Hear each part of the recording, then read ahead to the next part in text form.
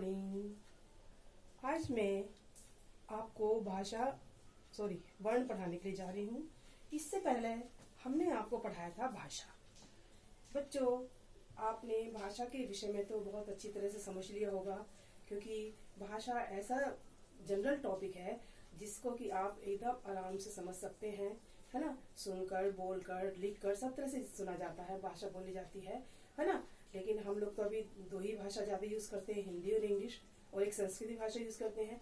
बाकी जितनी भी नेशनल भाषा है, फ्रांसीसी है, जर्मन है ना, ये सब भाषा सीखने के लिए अलग अलग आपको वर्णमाला की आवश्यकता पड़ती है।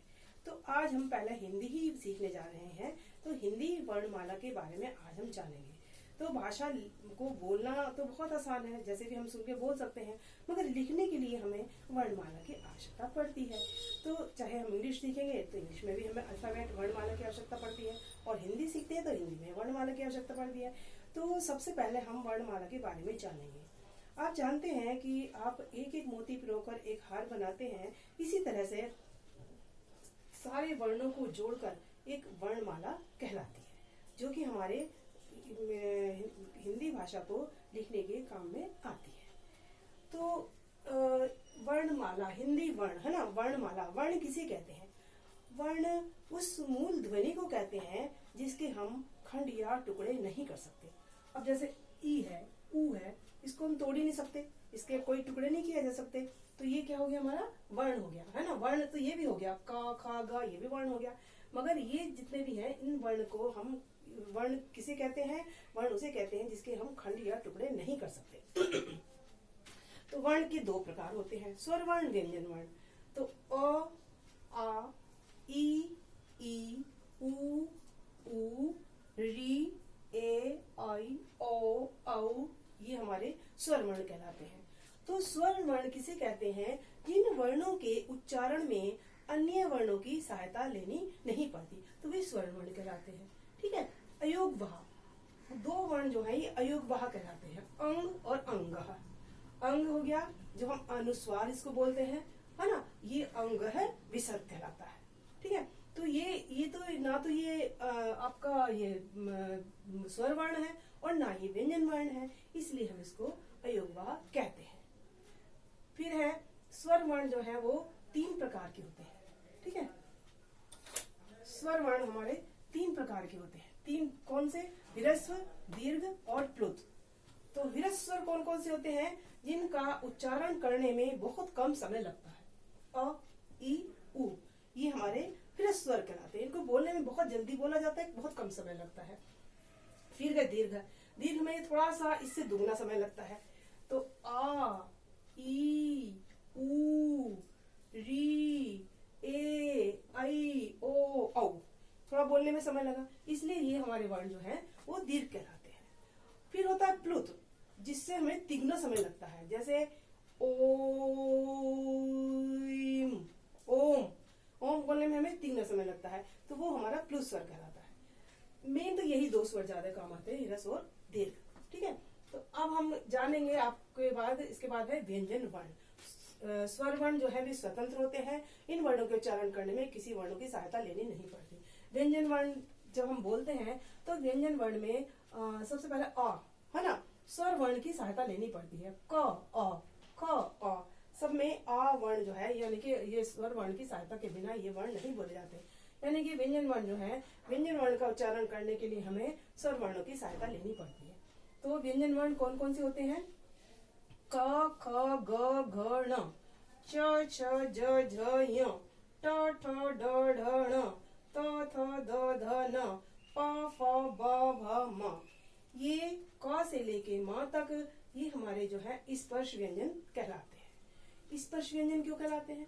क्योंकि ये वर्ण जो है हमारे शरीर के अंग से स्पर्श करते हैं, इसलिए जैसे ये स्पर्श व्यंजन कहलाते हैं। ठीक है। जैसे क, ख, ग, क किससे बोल रहा है? कंठ से। चा किससे बोल रहा है? तालू से। टा, है ना, टा मूर्धा से। ता किससे बोला? ता दांत से। पा ओठ से। ठीक है। तो ये हमारे मुंह के अंगों से स्पर्श करते हैं, इसलिए इसे स्पर्श व्यंजन कहते हैं। फिर है अंतस्थ, य, र, ल, व।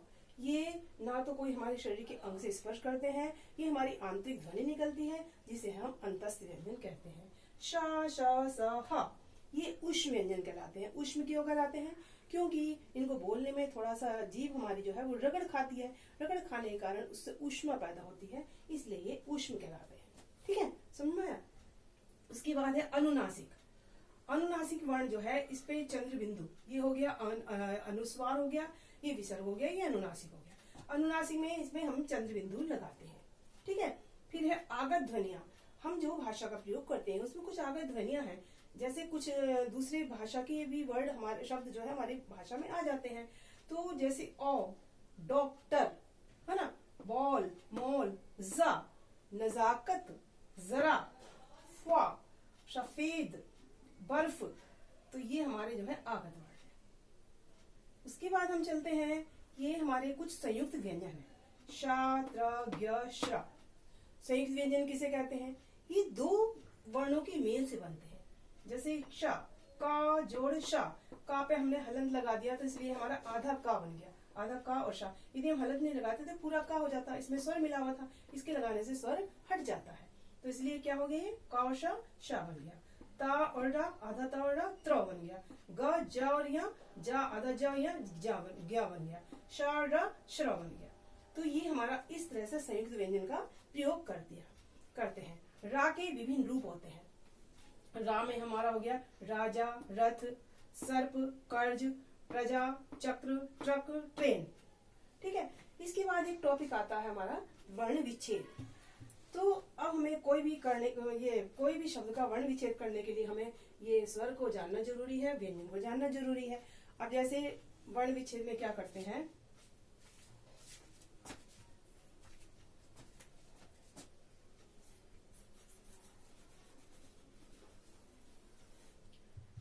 जैसे रजत, ठीक है, रजत है, रजत में रा में कौन?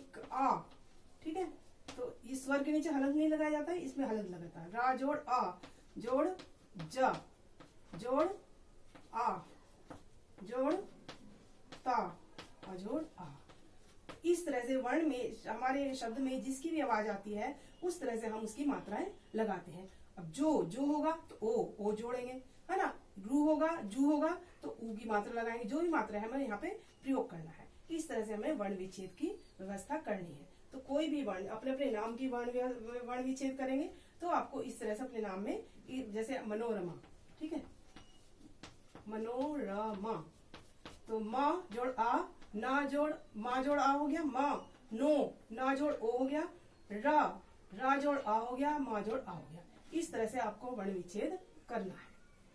तो आज के लिए आपके लिए इतना ही है और आशा है आपको हिंदी वर्णमाला समझ में आ गई होगी। और आगे पढ़ने के लिए हम मिलते हैं नेक्स्ट वीडियो में। इतना अपना ध्यान रखना है और घर से बाहर नहीं निकलना है। तो आज आपको हिंदी वर्णमाला के ये सारे नियम समझ में आ गए होंगे और ध्यान करना, पढ़ना। ठीक, ओके।